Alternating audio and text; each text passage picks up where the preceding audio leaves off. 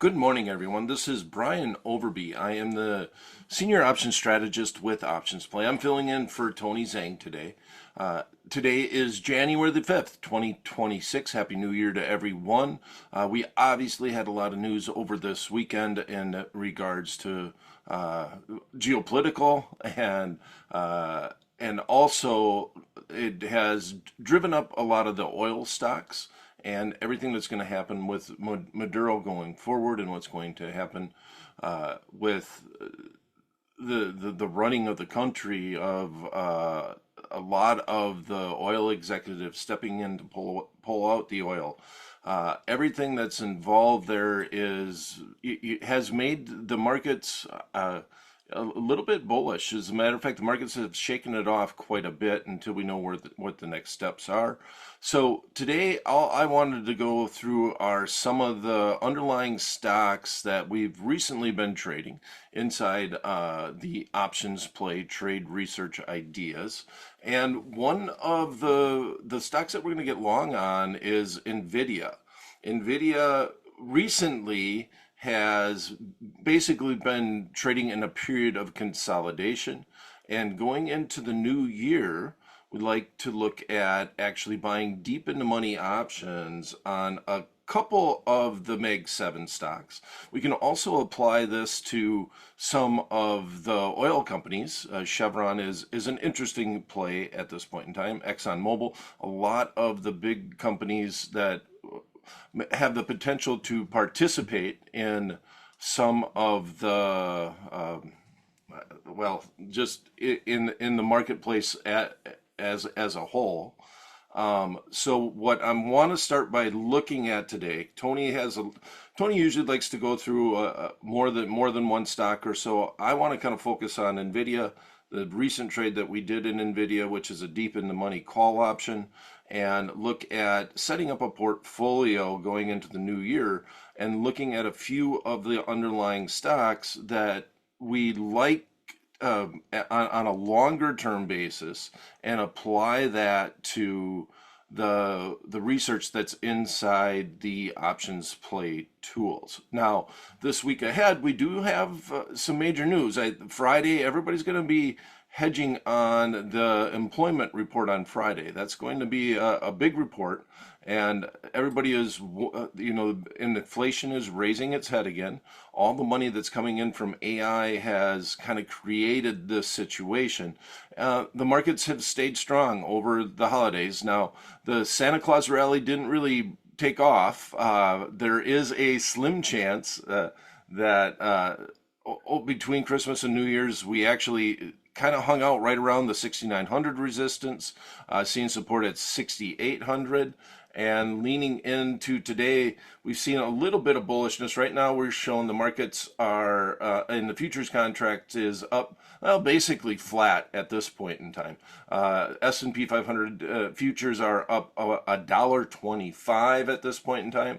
The two stalwarts, like so far, gold, silver, have been setting new highs, just kind of showing a little bit of nervousness in the marketplace based off of things that we've seen recently. We got the Russell 2000 index down 7. So the markets look like they're going to open close to flat at this point in time. So if you have any questions, please do put them in the chat box. I do have the chat box and the Q&A box opened up. The Q&A box is only available to the panelists. And let's look at NVIDIA, and I'll talk a little bit about the deep in the money call option and that position that we have on. So now in the semiconductors, bullish outperform. One of the things about NVIDIA just in general is relative to the rest of a lot of the AI stocks, NVIDIA trades at a decent PE, especially if you start to fill in their forward PE. The current PE is right around 46, but if we look at the expected earnings growth, the expected revenue growth, based off of the rest of the semiconductor industry, everything is strong, including the net margins. And the net margins is really standing out at this point in time as far as NVIDIA is concerned. And if we, NVIDIA is a very interesting stock to me in that it's a $188 stock. So at this point in time, if you're going to buy 100 shares of the underlying stock, you're looking at $18,885.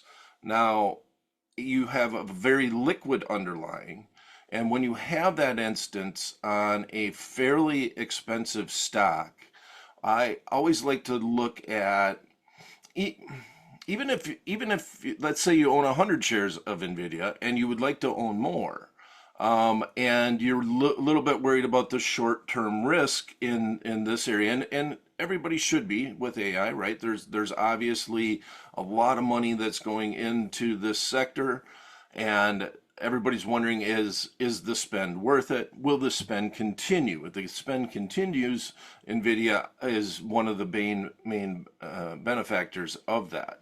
So I'm gonna just back out here just a little bit, and I'm gonna pull up the Firstrade site, and we're gonna look at how I would use options as a substitute for owning the stock. And you can use it to add to a position, or you can use it as your full position. One of the biggest things about using options is that you do have a limited and known downside. And I want to talk a little bit about how my approach is to buying deep in the money option contracts. And I say this now, this isn't meant to be a recommendation, and we always have to say that. As a matter of fact, have to give that disclaimer that if you are going to be trading options, you do want to watch the characteristics, read the characteristics and risks of standardized options. And you also, we don't know who's out there, so whenever we're looking at real stocks, I have to give the disclaimer that this isn't meant to be a recommendation. Okay, so with Nvidia, if I'm looking to buy an option contract as a substitute for the stock, what I want to pay attention to is, first of all, how far out in time are we going to go? And if you go, I'm usually like to go out about 6 months in time. And part of the reason why is that gives you the benefit of time decay, but it still is a viable option contract in that it's still traded. You still usually have some decent open interest in that level, which helps with the bid-ask spread. And then also go deeper in the money so that you actually have access to something that acts like the stock. We're looking at a delta that's going to be kind of close to the 80 delta range. So let me switch screens here. 1 second. Stop sharing for 1 second. I think what I'll do is just pull that out. And we'll go back this way. And another position that actually we've done quite well with heading into the new year is FedEx. So I want to give a couple of sectors that I think can do well in 2025. The financials we've been long the financials for quite some time, especially the deal making stocks, Goldman Sachs, JP Morgan. Earnings are coming up in those stocks, and that's going to be large. But the yield curve has really been helping the stocks out in that the short-term yields have been going down, longer-term yields have been going up. That ratio is always good for financials in general. And then when you're looking at the deal-making stocks, a lot of the regulation has been loosened a little bit with this administration. So any investment banking firms and people or any banks that have their toes or hands inside that area of the marketplace have done really well. So I'm going to go look at 3 trades overall. Here's the first one. Let's look at Nvidia. And this is the options wizard inside the Firstrade platform. Just quite simply, we have a bearish outlook or a bullish outlook, as you see from the research report, and we're just going to buy a deep in the money call. So if I'm going to make this call, I'm not going to be looking at just a normal shorter term trade. We're going to go out a little bit further in time. So I'm going to modify this trade. We're going to go deep in the money. We're going to look at, like I said, the expiration about a half a year out. I'm going to use the June 18th expiration. And I'm going to focus a lot on where that delta is at. So we're going to go down and look at very close to an 80 delta call. I think I'm going to do the 79 delta right here. Well, 56, I guess we'd do the 55. Let's do the 156 call option. All right. Modify, and we're going to trade. Now, the score isn't really going to be your friend, or the options play score isn't what this trade is about. This trade is using a stock as a substitute for owning 100 shares. Now, if I'm buying NVIDIA and I'm going deep in the money, we're still paying some real money for this option contract, right? If we buy 100 shares of NVIDIA, you're looking at $18,812.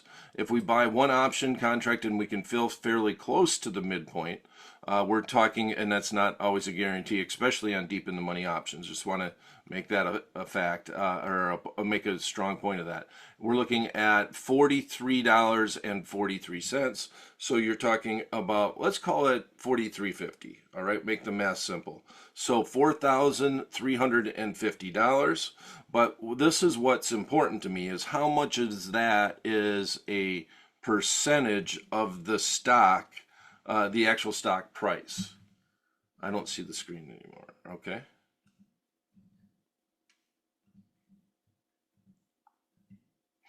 Thank you. So how much of that is a percentage of the stock price? So here, I'm going to modify. Let's go back here. Modify. We're going to put this at the midpoint. We're going to hit trade. All I have is the NVIDIA stock up 188.12 based off of yesterday's close. Looking at buying an option contract, I moved out to the June expiration, which is 163 days out. Went down to the 56 strike, which is I'm okay with the 55, 56, even the 158. I'm not. That's, you're getting a little bit away from the 80 delta rule. We're going to hang right here, and we're going to hit trade, and here's where the midpoint is at. 43.47, and we'll say that's 43.50. Now, if I look at that on a percentage basis, 43,000 or $4,350 divided by the total cost of buying 100 shares outright, 118,812 equals, we're putting up 23% of the stock price up front. Okay, so if you bought 100 shares of NVIDIA, is it feasible over the next 6 months that you could lose 23% by buying 100 shares of stock? And that answer is yes, without a doubt. NVIDIA has had drawdowns before, and that's always going to be the case in a lot of the underlines that we would do this trade on. Now, do I want to lose 23% in my portfolio on or have that potential and accept that as a viable risk? And the answer is no. So here's one of the things about an option and buying a deep in the money contract is that, to start with, the delta on this option contract, I'll just call it 80. It was 0.79, but we're going to round off to 80. The delta is 80, and on the way up, as the underlying moves to the upside, we actually are going to gain delta. In other words, the deeper we get in the money, the more and more our option contract acts like the stock. Now, on the downside, though, as we go further and further out of the money, say our forecast is incorrect, and the market starts going towards our short strike, the 156 strike. The market comes down towards our strike. Well, we actually lose at a slower rate on the downside. Now, you have time decay that's in here. That is an issue. But my rule of thumb is, on the upside, once you see the delta get to 1, we want to roll the position and decide, do we want to go out further in time and take some of the profits, and then buy another 80 delta option contract. And I do like to stay about the 6-month period, so I want to buy that underlying back and then send it further out in time and look at an 80 delta, and this just by circumstance means that you're going to take some money off the table, reduce your risk back to the 20% level, and allow you to stay in that position on NVIDIA. Now, on the downside, if it ever hits your strike, I want to get out of that position. Now, I also like to say that, well, if I lose half of this value, that means I'm down 10% on the stock. And I don't want to lose more than 10%. Well, it's going to be 10 or 11%, fairly close, because we said that the total, 23% was the total amount that we have invested in this underlying stock. Now, we do have earnings coming. Earnings are going to be involved in this, and in longer term options, you're almost always going to have this. But I want to show you this just by using the current option chain, kind of what I'm talking about. If the underlying comes down to 156, this price would probably get cut in half. And how can we do that? Well, if it came to 156, that would be an at-the-money option contract. Where is the at-the-money option contract trading at right now? Well, let's run back to the change. Let's go and look at the most at-the-money option contract, which would be the 188. And we see that that's trading for $24, just about half. So if we put this position on and we were a horrible stock picker and tomorrow the stock ran to 156, the 156 strike would be an at-the-money option contract. And that would mean that our position basically got cut in half and we would be down about 10%. And then we would move on from our trade and go find another underlying. And that is one way to manage the risk. But now you can do it I just want you to develop realistic expectations. Every day that goes by, this price is going to change a little bit because of time decay. But I want to show you that that's the type of move that it would take in NVIDIA to lose half of the value of your option contract. Now, I'm also going to emphasize here, and I see some questions popping in.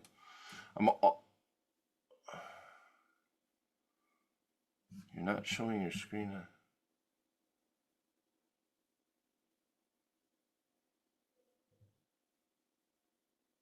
Okay, everybody's seeing the screen, right?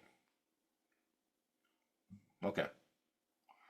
And then the last question from an anonymous attendee is, why don't we see an IMO covered call, an in the money IMO covered call? Okay, now thank you, CS. All right, so if I'm looking, and I don't mind selling a call against this position. That's not an issue. I usually want to avoid earnings, but we'll talk about turning this into a covered call position. But that's not what we're doing here in NVIDIA. I don't want to sell a deep in the money covered call that you can get pegged on. Why don't we buy what is IMO covered call? In the money, in money out covered call? Anonymous, let me know what you mean by IMO. In the money, okay. I don't want to buy an in the money covered call because so you want to buy the stock and then you want to sell a strike that would be in the money. It's not the same scenario. You still have to put up the money for the stock, but if you do sell an in the money call, you do get all the income from it. I don't want to get distracted. That's not what we're looking at today. All right. So I have this position on, and then I see a couple.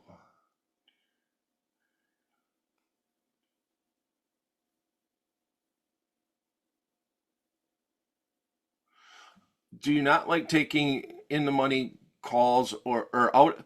Do you not like taking out of the money calls or puts and making money off the gamma boost since it lands in the money?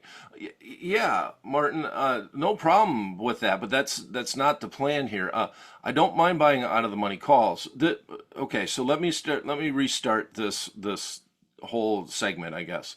What we're looking at is as I come into the new year, I like to look at stocks that have done well in my portfolio and think about Well, maybe I want to take a little bit bigger position on that underlying. Now, if I don't own NVIDIA, here's a way to own NVIDIA and risk 23% of the capital that I would have to put up to buy 100 shares. And that's it. It's a risk management thing.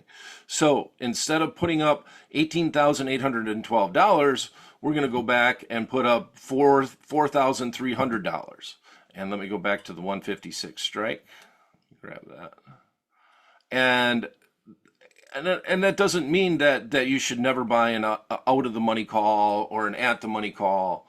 That doesn't have anything to do with this. This is just a strategy that allows you to participate in NVIDIA without all the capital and how to manage the risk on the trade. So now I want to emphasize that the way that I'm approaching this is, if I were to buy 100 shares of NVIDIA and I was thinking about it, this is an alternative to buying that 100 shares.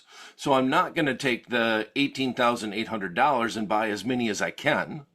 I'm going to buy one. I was going to buy 100 shares. One option contract represents 100 shares.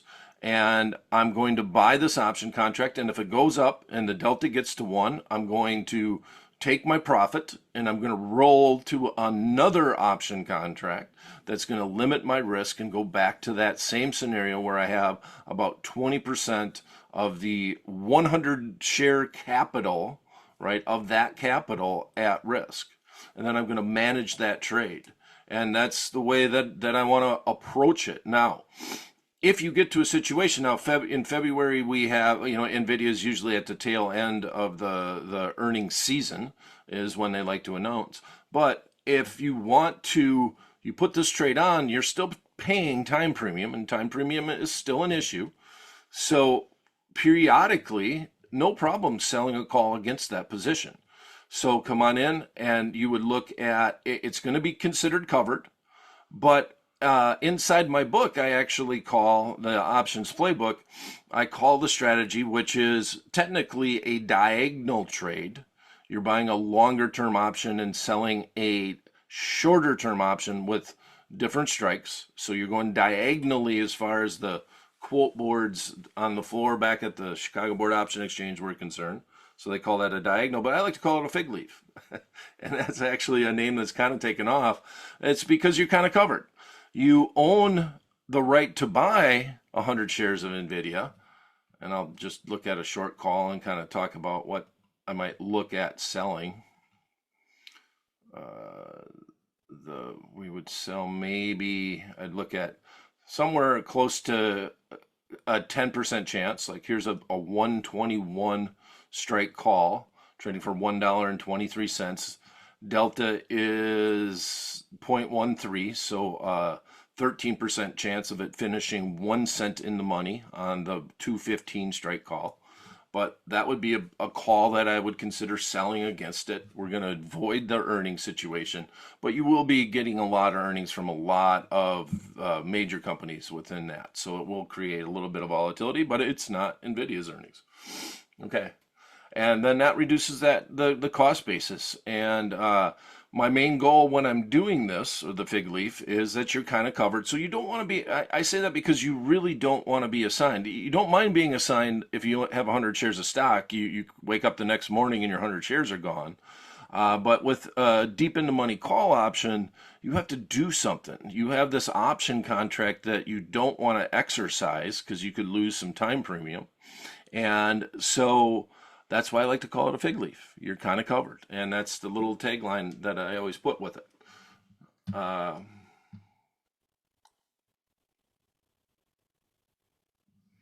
Right. Okay. So this is trade number one, NVIDIA. And so if am designing a portfolio of deep in the money stocks, I really want to focus on the sectors of the market that I don't mind trading in, right? So JP Morgan is one of the stocks that I mentioned, and that stock's done well. Citigroup has done well too. That's not a bad one as an alternative. But once again, we have a very expensive underlying, very liquid underlying, trading at three. So this would be $33,404 in order to buy 100 shares of stock. In this space, And once again, not meant to be a recommendation, but I just want to say this is the financial sector, another sector that I don't mind being in, trying to stay diversified in the portfolio, looking at this as an alternative to buying 100 shares of stock or adding to your JP Morgan position. You look at the long call option. I'm going to hit trade. Well, not, I'm going to hit modify is what I'm going to do. I'm going to hit here. We're going to go out to the June expiration. Once again, 163 days out. And just go down and look for the 80 strike call. So we're right in between. 81 is 40 is the 300. 78 is the 305. Yeah, let's do this one. So in that instance, now we're talking about $41 at the midpoint here. That's not horrible. Now, one of the biggest things, one of the biggest issues with buying deep in the money options is trying to deal with this bid-ask spread.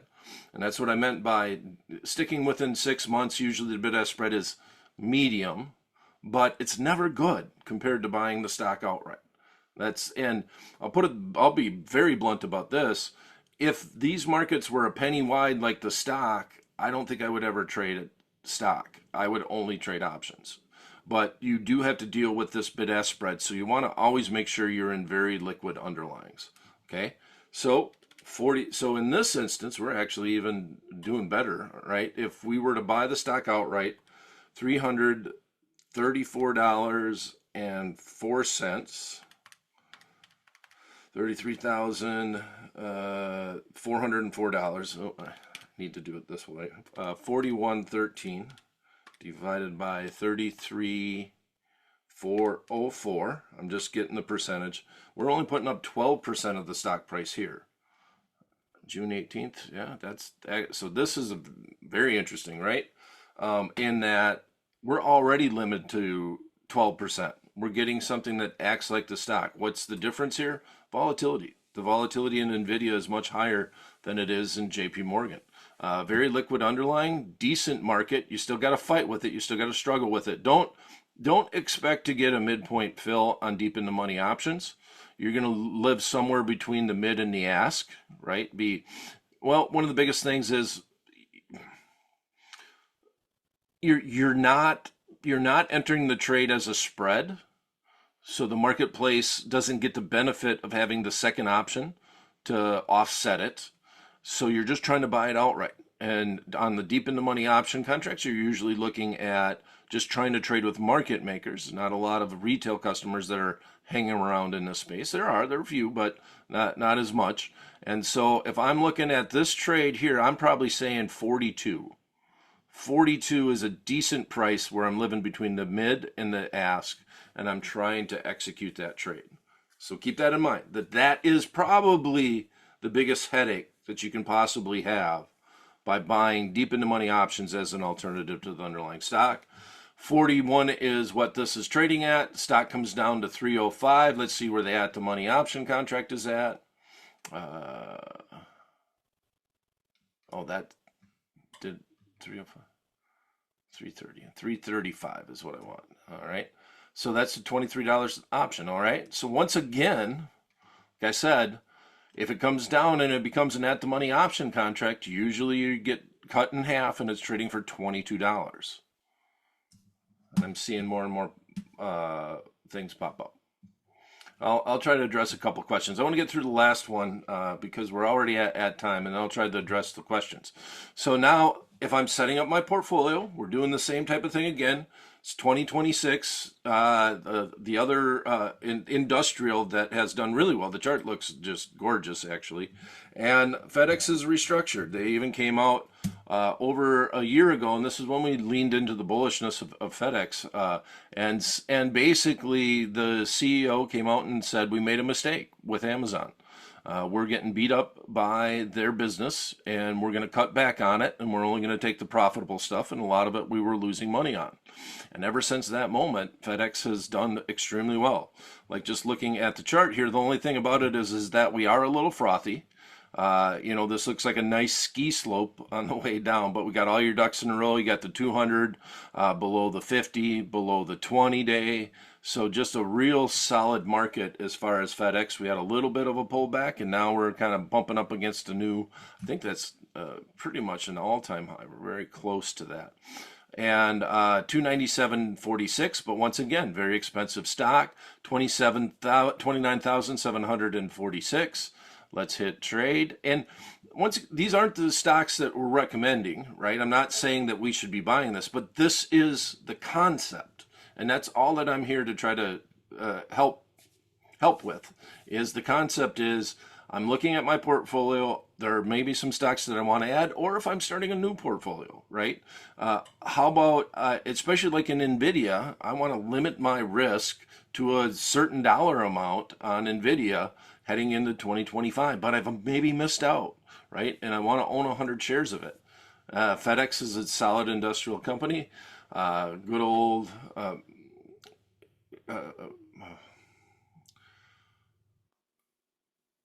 deep in the money call option, looking to buy the, well, we got 297 here. 290 is that price. Let's go deep. Let's go out, modify the trade, hit the bid and ask, go out to the June expiration, which is 163 days out.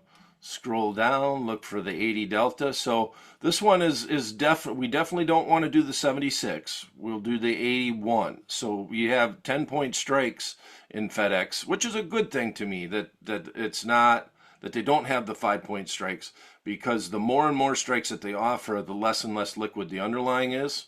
And it's just that simple. There's more offerings, the volume gets dispersed amongst all the offerings. And we're looking at 49,000, so we're still in the same range. 48.13 is the midpoint on a $300 stock. If we look at the money option contract, I'll bet you that it's going to be close to half of that. So 49.85. What is the at the money? We'll say 300. $23 is where that's at the midpoint. All right. Okay, so I'm going to answer a couple of these questions, and then we'll call it a day. And I know I do things a little bit different than Tony, but Tony has his research and he does his research. I just like to I like to teach options, and I like to show you a lot of the tools inside the options play platform and how to use them, and that's a big goal. Okay, example cover call: buy 100 NVIDIA shares and sell the 164 call. Max profit if you get a sign. Break even is at 151. Okay, so anonymous, yeah, you can do this. You're going to buy 100 shares and sell the 164 for $3,800. Max profit is 1,200 if you got assigned, and break even on the asset is 151. That's okay. You do know that when you sell a deep in the money call, you're going to get pegged at that strike price, and that's possible. There's no reason to, well, there are some headaches with that a little bit, that you're deep in the money and you might be assigned on that option contract. As long as there's time premium, though, you'll be okay. And you didn't put in the expiration, but that's an okay trade, but that's not what this trade is, if that makes sense. That's not what this trade is. And another way to do it, anonymous, is to just sell the put. What you've done is synthetically created a short put.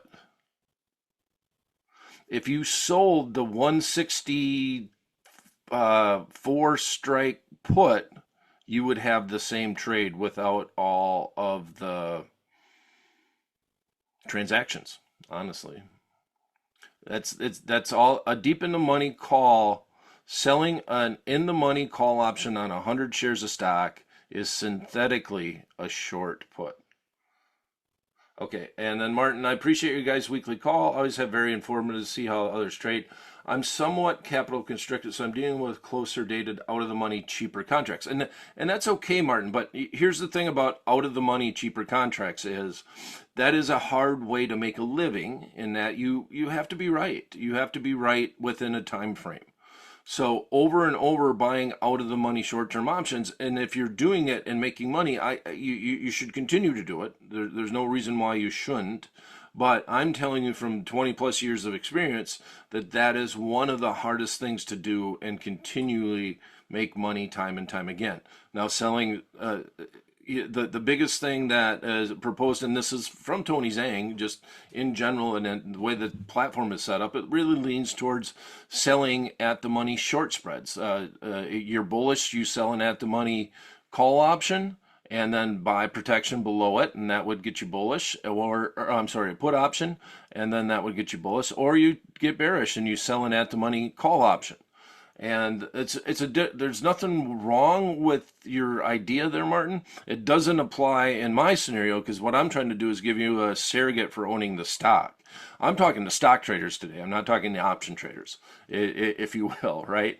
That's the approach that I have. You know, I find sectors that I like to trade in, maybe an underlying that I own, which I do own Nvidia, and I want to go on out and add to that position, but I don't have all the capital to do so.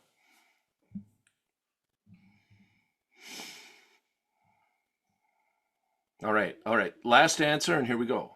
Yes, true. It's similar to selling a put, but advantage of covered calls is that you can collect dividends when applicable on as long as you hold the asset. And that's a true statement, Anonymous, but the marketplace knows that.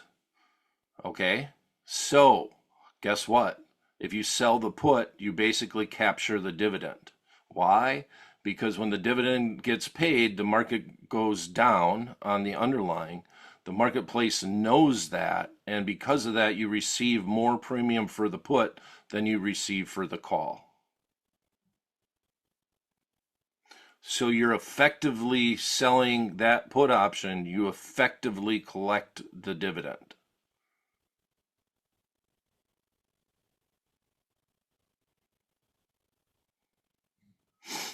Yep. Yeah, so the marketplace knows. So this is something called put call parity. And if you look at it and you look at that call option, what you will see is that the put will trade for more than the call as far as time premium is concerned. And that will be the effect of the dividend. All right, everybody. Well, great session. I hope you enjoyed it. Uh, I literally, I should have probably started this by saying that this is, options for the stock investor today. But just filling in for Tony here. So I hope everything's good, and we'll see you soon. We'll see you on next Tuesday, same place, same time. Thanks for stopping in.